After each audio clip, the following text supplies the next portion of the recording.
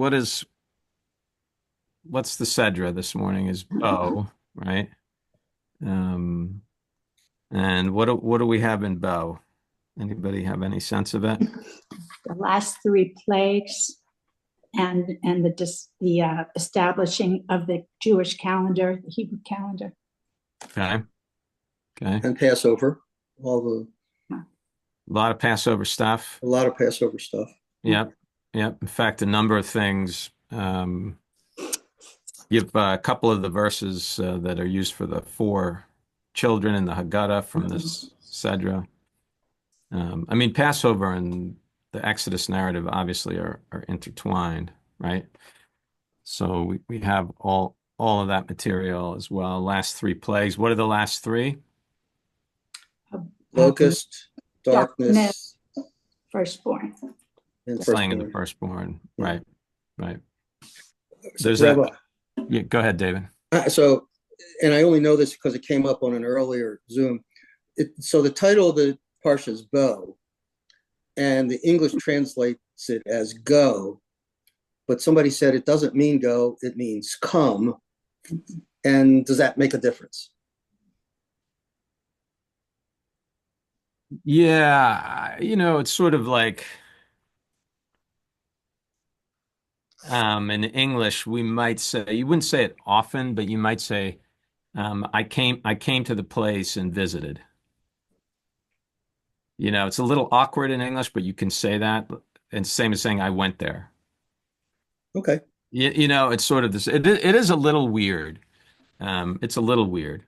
Um, so you might say, but like in a formal, you might say like, so it's Bo El Paro. Which how is it translated in our Chumash? I don't even know. Go to Pharaoh. The Lord Go to says to Pharaoh. Moses, go to Pharaoh. Yeah. Anyone have you might translate like come unto Pharaoh, you know. And anyone have a different translation there? Come unto Pharaoh. It means like, you know. But yeah, it's definitely a little bit odd. A little bit odd. Um, Chronologically, do we know what time period we're talking about here? About 200 years after Jacob went to Egypt. Is that what you mean? Is that what you're asking? Well, give me a year A year. or a century. Maybe around 1300 BCE. Yeah, that would be like commonly, so there's a whole question of historicity here, right? How much of this is historical?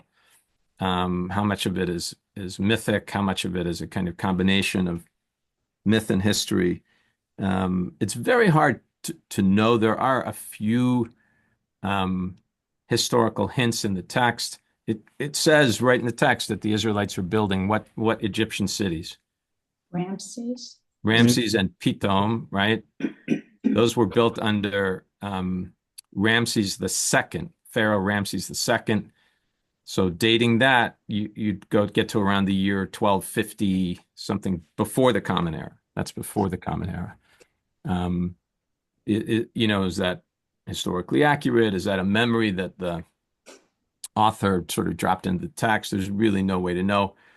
There are references in some of the ancient Egyptian material to the Habiru. Some see that as Hebrew Habiru, although modern scholarship understands that as a more kind of general term, means like the wanderers, and it doesn't refer specifically to ancient Israelites, at least not as far as anyone can tell. And the sort of trace historical memory of origin in Egypt is, to me, powerful. It seems to speak of something. It seems to speak of something. And again, like I've said before, if you're going to make up your own origin story, you wouldn't, I think you wouldn't make up an origin story in which you are slaves. You make up an origin story in which you're the kings, right? I mean, there's a Talmudic principle, hapesh asar hu hapesh yitir, means the mouth that limits should be believed. So I just think that's sort of an interesting. Yeah, Richie, I see your hand up. Well, Rabbi Schwartz, you asked about other translations. In the Art Scroll, Stone Edition, Yeah. it says, Hashem said to Moses, "Come to Pharaoh, for I have made his heart and the heart of his servants stubborn." Yeah.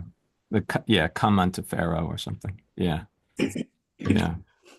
There is an interesting, I think a fascinating Rashi comment, which is not in this parsha, but is in, it's the very first comment that Rashi makes on the Torah at the beginning of Genesis. Let me just grab.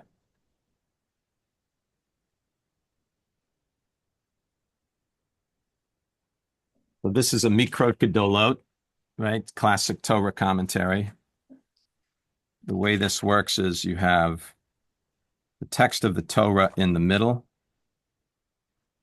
and then you have the commentary around the edges. You can get a sense, by the way, just take a look at this. So you see that the words in the large Hebrew font up here, Bereshit bara Elohim, those two lines. The rest of this is all commentary on those two lines. Okay? So Rashi here says, Lo hayat tzarich latchil et haTorah ela me'achodesh hazeh lachem. He says, you didn't really need to start the Torah here in Genesis. You could have started it at hachodesh hazeh lachem, which is the beginning of chapter 12 of Exodus. Take a look at the beginning of chapter 12. And I want to think for a few minutes about why Rashi is suggesting we can skip all the way over Genesis and go right to the beginning of chapter 12 here. So you see the beginning of chapter 12 in Eitz Chaim, it's on page 380. The Hebrew, Vayomer Adonai el Moshe, v'el Aharon, be'eretz Mitzrayim lemor. Vayomer Adonai, God spoke, or if we're translating it in the order of the Hebrew, spoke God. Again, we see that Hebrew prefers to put the verb before the noun. So spoke God El to Moshe, Moses, v'el, and to Aharon, Aaron. In Eretz Mitzrayim, the land of Egypt, lemor, saying. And then here's that little snippet of a verse that Rashi cites. HaChodesh hazeh lachem rosh chodashim. This month, HaChodesh hazeh lachem, to you will be rosh chodashim, the beginning of months. Okay. So one thing that's helpful when you encounter this verse is to remember that the biblical calendar began in the spring, not in the fall, right? We start our calendar Jewishly in the fall today with Rosh Hashanah, but biblically they started the year in the month of Nisan, which is the spring month, the month in which Passover falls. Okay. So HaChodesh hazeh lachem. So here in chapter 12, you're going to get all of this information about Passover and the blood on the lintel and all that kind of stuff. But why would Rashi say that you could have started the Torah right here? I mean, think about what that means for a second. You're taking out Abraham, Sarah, Jacob, Isaac, Rebecca, Rachel. You're taking out Joseph. You're taking out the beginning of Exodus, Moses, Pharaoh, the plagues, all of that. Rashi said, just you can get rid of that and just get right here and get to business. Why is that? The making of our nation and the pivotal importance of the Exodus and observing Pesach. Okay, good. I think that's a big part of it. It's the origin story that creates a national sense of identity. That at the end of the day, that's what you need. The story of Abraham and Sarah, that's nice, and it gives you something, but that doesn't give you a sense of national But you can identity. also, when you start there, you can believe that. You have evidence where you don't have it's too much evidence about Abraham. They're all stories. But I think when you start there, you can find something more concrete, to me anyway. If there's evidence, archaeologically speaking, et cetera, et cetera. I mean, so I don't know. I think that's No, and I think that's an interesting point, Beverly. So it's true. There's absolutely no extra biblical evidence. In other words, evidence from outside of the Bible of the existence of Abraham or Isaac or Jacob or the patriarchs, the matriarchs, Joseph. Nothing. We have nothing about any of that. We know Uh, I guess for certain, whatever, that this was happening, that was there. well, there's some. Again, it's not like someone found like a stone with an inscription on it that lays out the story of the Exodus. There No. are hints here and there, these little things that you can use to. Promises or one of his sons found a stele up in they had come. There is a archaeologically something up there. I can find it, because that showed that they actually did migrate to that area. And that the Hebrews or whatever, I think they call them Hebrews, maybe, that they were vanquished and are no more. I think that's what one of the There is, steps. yes. There's the stela. We have Ed. I'll get to you in one sec. I see your hand. There's a stela that does talk about the vanquishing of Israel. That's later, though. That's later, right? Again, we do have that little business about the Habiru. That sounds a lot like Hebrew, right? But what it means exactly is it could mean that that there were sort of proto-Israelites who came to Egypt and were there. They were wandering nomads, shepherds, whatever, and amongst other people who were also wandering nomads and shepherds. It's very hard to know. Ed, yeah. It's happening to everyone. The same thing is happening. And if you have a common experience, that gives you a basis for identification. Yeah, oh, for sure. For sure. Again, that how do you create a common sense of identity? You know, how do we create a common sense of identity as Americans, if we have that anymore? I don't know, but if you have it, where does it come from? It comes from, you talk about the Constitution. It comes from the stories of George Washington chopping down the cherry tree, right? The Revolutionary War and all these kind of freedom and inalienable rights and all this kind of business. So somewhere that's floating around in your mind, the huddled, the poor, the Statue of Liberty, the American flag, the Alamo, all this stuff. It floats around in your mind and floats around in Judy's mind and David's mind, and it's a common sort of place where you stand, a common narrative that we share, or again, at least it used to be. So you need that Jewishly as well, right? If you think about what's Stephanie, I'll get to you in one second. If you think about what's the Jewish common narrative, well, Exodus from Egypt is at the core to that. Right? Shoah, establishment of In Israel. modern times, the Shoah, Israel. Is it Stephanie? Yeah, go ahead. Back to thinking about Rashi saying that the beginning isn't that important. What about the covenant with Abraham and the circumcision? Isn't that like what really ties us together?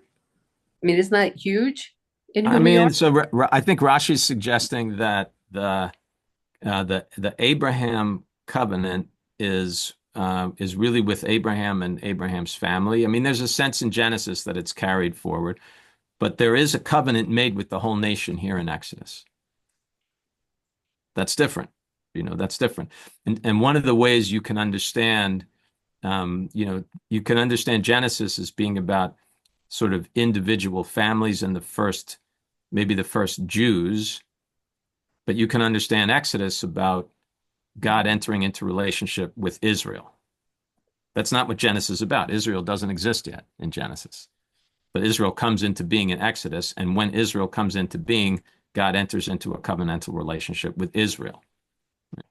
It's just, Richie, did you have your hand up before? No.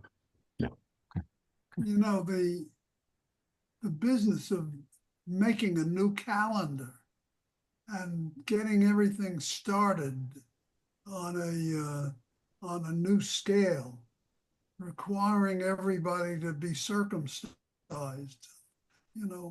all of these requirements focus on getting an identity, and the business of putting the blood over the doorsteps, over the lentils. You know, if you did something and something happened, it was a common experience, and it fosters an identification. Yeah, absolutely, absolutely. By the way, oh, David, go ahead. I see you. Sorry, your hand. You're muted, David. Just unmute. There we go on my iPad. No, I didn't mean to interrupt you, but I had a question after you answer Ed. So. No, so I think if you look at the commentary, if you have the Eitz Chaim with you and look below the line at the commentary, the Kushner commentary, this month shall mark for you the beginning of the months. One of the first steps in the process of liberation was for the Israelites to have their own calendar, their own way of keeping track of time and recalling the most important days of their people's history. A slave does not control his or her own time. It belongs to someone else. Hirsch wrote that the Jewish calendar is the Jewish catechism. It is the most concise summary of what we remember and what we stand for, right? So the calendar is at the core.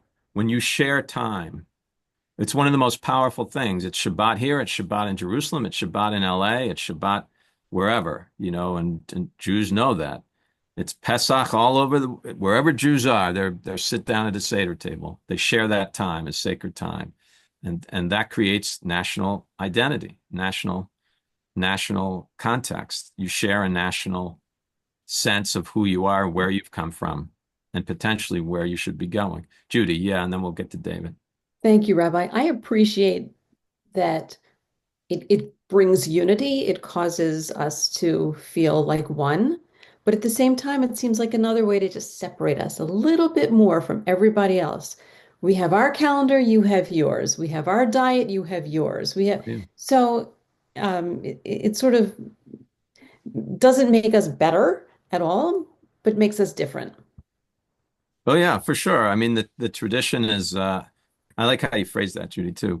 The tradition is very interested in making Jews distinct from other peoples.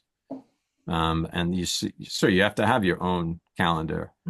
You have, in the biblical consciousness, your own land. You have your own diet. And in fact, the Mishnaic material on kashrut is interested in making sure that Jews basically don't eat with non-Jews at all.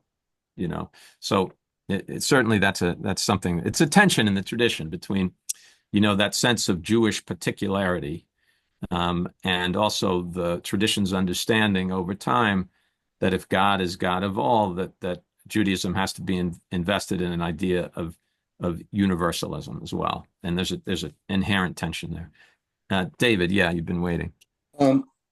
The whole Exodus Moses story, I always thought that when Moses comes back to Egypt, they didn't really know him. And yet, in this Parsha Bo, there's a line that really caught my attention because it says, moreover, Moses himself was much esteemed in the land of Egypt among Pharaoh's courtiers and among the people. And I'm like, I didn't think they knew him at all. And this turned it on its head for me. Well, yeah. I mean, remember that the Torah tells us Moses was raised in Pharaoh's palace. Right. That we know, from Exodus 2, I guess. And so it would make sense that he's known if he's raised by Pharaoh's daughter in the palace, that he would be known by some of the hoi polloi of the time, that makes some sense. But on the other hand, he maintains a distinct sense of identity somehow. But if you think of that idea, the Midrashic tradition really expands that out and talks about Moses as someone who was deeply sort of integrated into palace life, right, and into Pharaoh's world. Think of like it's funny to say it, but think of the Ten Commandments movie, and how it portrays Charlton Heston as Moses, obviously. sort of so integrated into the palace and close with Pharaoh, all that kind of business. There's hints at that in the Torah. It doesn't get into it explicitly, but it's interesting that the Midrash explores it. Merle, did you have your hand up? Oh, thank you. That's interesting, David. And I was thinking that, similar to what you said, Rabbi, that it was ambiguous because I think one could also read that Moshe was esteemed among the courtiers because of his signs and wonders, that they didn't necessarily have to know him previously and associate him with the royal prince, but rather he came and he really did all these wonders. And I think it was after the seventh one that even the courtiers said, no, we can't do this. Pharaoh, they're right. That's their God. Let them go. Yeah, I think that's a great point and maybe a better answer to David's question, actually. So Moses comes in and walks in and people are like, whoa, that's an impressive guy there. Serious dude. Okay, let's look at a little bit of text and let's go to chapter 12. I'm sorry, let's start in 11, actually. And there's an interesting kind of instance in here, which you see in biblical text off and on, particularly Torah text, where you're told that something is going to happen and it's described in a certain kind of way. This is going to happen like this, and then you actually see it happen, right? I mean, so it's interesting to sort of compare and contrast those two passages. The first of them is Exodus 11, and it's verse 4, and we'll go 4 through 8. 4 through 8. Somebody have that? Judy, you got it? Go ahead. Thank you. Thank you. Moses said, "Thus says the Lord, toward midnight I will go forth among the Egyptians, and every firstborn in the land of Egypt shall die, from the firstborn of Pharaoh who sits on his throne, to the firstborn of the slave girl who is behind the millstones, and all the firstborn of the cattle. And there shall be a loud cry in all the land of Egypt, such as has never been or will ever be again, but not a dog shall snarl at any of the Israelites, at man or beast, in order that you may know that the Lord makes a distinction between Egypt and Israel." Hi. Just take one more there, Judy. Then all these courtiers of yours shall come down to me and bow low to me, saying, "Depart, you and all the people who follow you. After that I will depart." And he left Pharaoh's presence in hot anger. Hot anger. B'chari'af, it says. B'chari'af. Okay, couple things in there. So I guess thing number one is, why is this going to happen at night? You're Moses and you've got this message from God and you're delivering it to Pharaoh. And one of the pieces of information is it's going to happen at night. Why do you think that might be?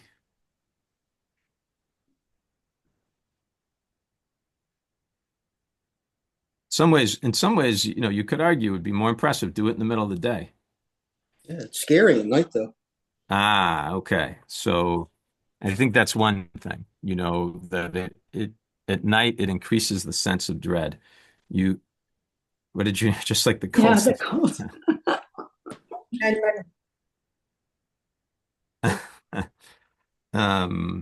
Yeah, Beverly, go ahead. Well, at night, you're ready to go to sleep. You have dreams the day. So it's when somebody tells you something at night and you're ready to go to sleep. It's like when my kids call from California and it's midnight and I tell them, don't call that late to start discussing this, but it's too late. Then it's in your brain and you have to process it and it's not a good time. So I think it's smart what he did. Okay. So it's sort of this, I mean, both of you kind of increasing this sense of dread, that feels. You don't have the whole day to make decisions.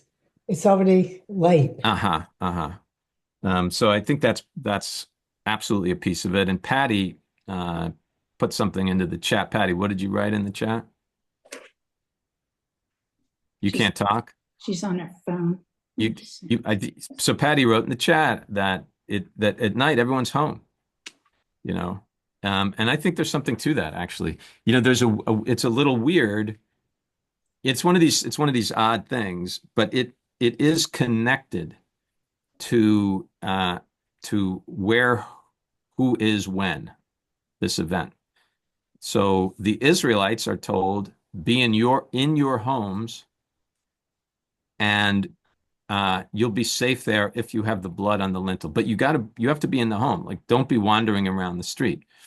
So there's something to that. Now you would think like if God is God, God could find where the Egyptian firstborn is and distinguish between the Israelite firstborn, and God. Well, you would think God could do that if God wanted, but either God can't do it, or for some other reason, that's not the way it's going to happen here. But at the end of the day, yeah, I think everyone's at night, everyone's at home. What about the cattle? Why are the cattle included? The poor cattle, they didn't do anything. Well, don't the Egyptians worship cattle? The cattle. Yeah, very good, Richie. So the cattle in ancient Egypt are considered to be sort of divine. They're an object of Egyptian worship. This plays out in all kinds of interesting ways through the rest of the Torah. So, I don't think it's coincidental that the idol built by Aaron and the Israelites in Kitisa is a golden calf.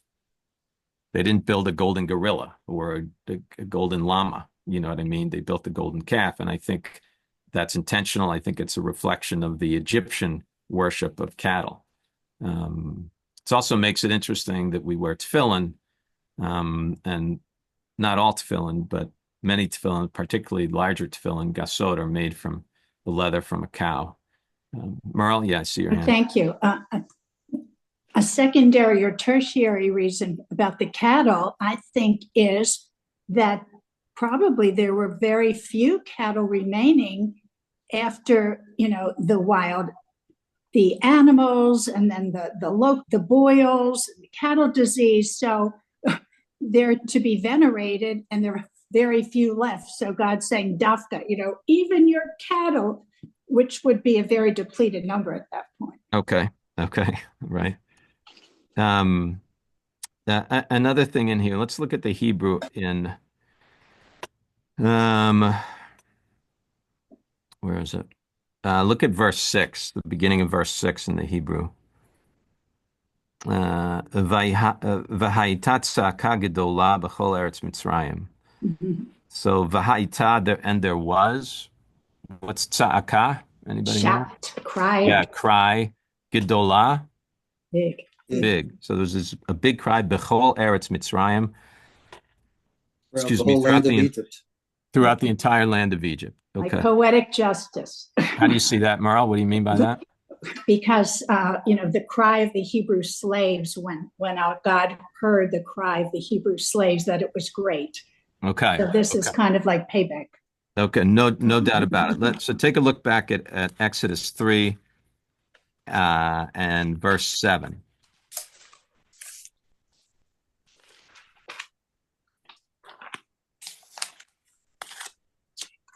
Exodus 3:7. It's on in Eitz Chaim. It's on 328.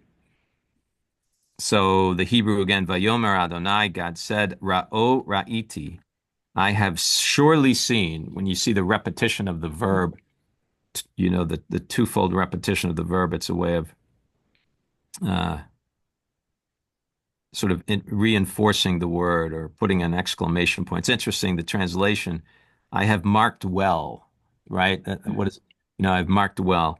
So I have surely seen et ani ami, the suffering of my people, ami, my people, asher b'Mitzrayim, who are in Egypt, viet, and there's the word tza'akam, shamati, and I have heard their tza'aka, their cry. Okay, and so I think the repetition of the word here, that the Israelites were crying tza'aka in Exodus 3, and now we get to Exodus 11, in the moment of Exodus. The Yitzhak, the going out, and it's the Egyptians that are crying. And not only are they crying, it's tza'aka gedolah. They're crying a great cry, right? A great cry. And there is running throughout all of this Exodus narrative, a current of what's called in rabbinic tradition, midah keneged midah, means measure for measure. And one of the ways you can understand the events of the Exodus, the plagues, and is that each plague is a repayment against the Egyptians for something they did to the Israelites. I don't want to get into the whole thing, and I couldn't even do it from memory off the top of my head, but the most obvious is the slaying of the firstborn of the Egyptians, and as a response to the slaying, the intended slaying of the firstborn males of the Israelites. Right? Midah keneged midah. Okay. Anything else on this? And then we'll go. Yeah. To your question about why at night, it had to do because of the whole food situation. They probably made a meal at night, and the whole roasting of the lamb. You're not going to do that in the morning. And I like Patty's answer. I mean, in the morning, if you don't go out to work, you got people. You've got a real confrontation. But at night, it could happen because, like you said, people are at home. Yeah. There's something. It's interesting actually, as the tradition around the eve of Passover develops over time. It comes to be understood as what's called Leil Shimurim in the tradition, a night of guarding.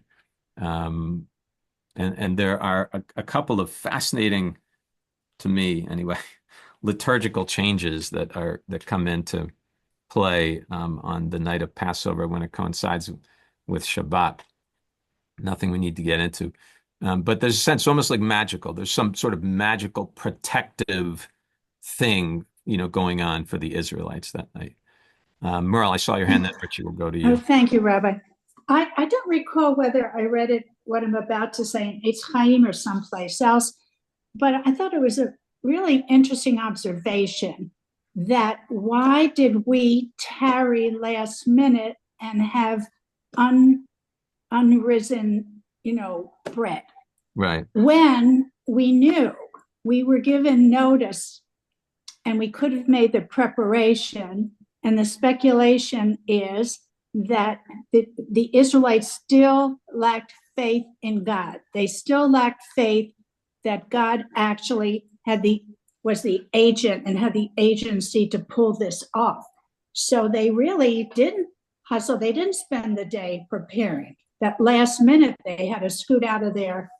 They did get the gold and silver from the Egyptians, but they didn't prepare their food stock ahead of time. Yeah, I that's a classic sort of, understanding of that last minute scramble that seems to unfold. I always have had an affinity for that explanation as a procrastinator myself. But Judy, didn't you give me the thing that said, if not, what did it say exactly? If not for the last minute, nothing would ever get done, or something like that. Something like that. That's great. So that being said, there's this sense that the Israelites never really fully believed Moses. He was saying it's going to happen, and they were saying it's not going to happen. It's not going to happen. We've been sitting here for 300 plus years, and then when it actually happened, they were caught. They were caught in a bind, and they had to really scramble. Beverly, I'll get to you in 1 sec. Richie's had his hand up. Yeah, go ahead, Richie. Oh, okay. Just two things. One is that with a 10th plague, Pharaoh says, for the first time, suddenly be gone. In other words, it's very dramatic. And although I have heard the discussion about the Israelites had time to prepare, they actually didn't know until Pharaoh said, be gone. So they did, I think they did suddenly leave, if we interpret that way. And then the other thing I wanted to mention is the Rabbi Schwartz, you mentioned about the warning. This is the warning about the 10th plague to come.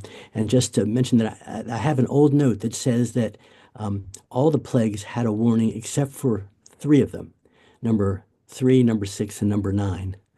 So that's just interesting that all the others have a warning, but those 3 did not. Yeah. 3, 6, and 9. So 9 is darkness. What's 3? So I have to look back. Let's see. 3 is lice, Okay. and 6 is boils. Mm-hmm. Yeah, it's interesting. Yeah. I mean, there's a whole, you could, there are books written about the plagues and the dividing them up in different ways and all kinds of things about the plagues. When Pharaoh's heart is hardened, when it's not hardened, all that kind of business. Beverly, yeah. Beverly, you're muted. You got to unmute yourself. What brings to mind, and it's not, what do we ever learn? Because the same thing to me, to the analogy, and maybe it's bad, is what was happening in Germany. And we didn't think the Jews did not, they knew they could have gotten out, and so many of them, and they didn't, like the Oppenheims, and they stayed and they stayed. And this is a different story. But yet to me, there's something, and I'm just beginning to think about that. There's a connection. They didn't believe that it would happen, and I don't think that in Egypt they didn't really believe that they could leave and that it would get out. I don't know whether maybe it's just how my mind is thinking, and maybe it has nothing. No, I think that's, listen, I'm But sure, I'm sure that in Nazi Germany in the early 30s, Hitler's rising 32, 33, 34, right? I'm sure there were, conversations in Jewish families around the dinner table where people were saying, maybe we should leave. No, it's going to be fine. Everything will settle down. I'm sure there were conversations like that. oh, You Inertia is a very powerful force, right? Um, and what even if it's bad, is always a little bit less scary than what you don't know. That's also a powerful sort of psychological motivating factor for people. That being said, it wasn't that easy to get out, right? It wasn't like you could just walk. No, I mean, even people who were trying to get out in the early 30s, it was a whole Geschichte. So it wasn't like you just had to flip a switch and just decide. It was much more complicated than that. Richie, did you have something? Yeah, no, just what you just said. We have letters from relatives from Germany who were trying to get out. They were trying to get a visa. They just couldn't. And the letters sort of document, a series of letters document that. And then they finally got a visa, these two sisters, and it was so exciting. And yet the visas were not honored by the United States. What do you have dates on those letters, Richie? I don't have them with me. I could find them there. I have them filed somewhere. The letters were we mentioned to the Holocaust Museum that we would be happy for their archives to have a copy of them, and they said no, they wouldn't accept a copy. They have to have the original in the archive. So we have the copies now, and the museum has the original. Right. But it was tragic, and then my son found their names on the list of the Germans released. In fairly modern times, there was a whole batch of new names being released, maybe now, I guess 20 years ago, and their names were there from Auschwitz. Ongoing, yeah, yeah. Certainly there are some echoes, let's say, from the Exodus period to what happened in Germany. And listen, that's the power of myth, right? When you have a story that has mythic elements, even if the core of the story has truth to it, if the core of the story is at least partially historical, there are mythic elements incorporated into the story. And the reason that you need those mythic elements is to make sure the story always resonates. The old saying is, you can read the newspaper to find out what happened yesterday. You read great literature to find out what always happens. And that's what the Torah tells us. Midor lador, right? From one generation to the next. All right, folks, I got to run. Got to get to work here. Appreciate your time. Thank you, Rabbi. Stay out of trouble, Fascinating as will ya? always. Excellent, thank you. Have a great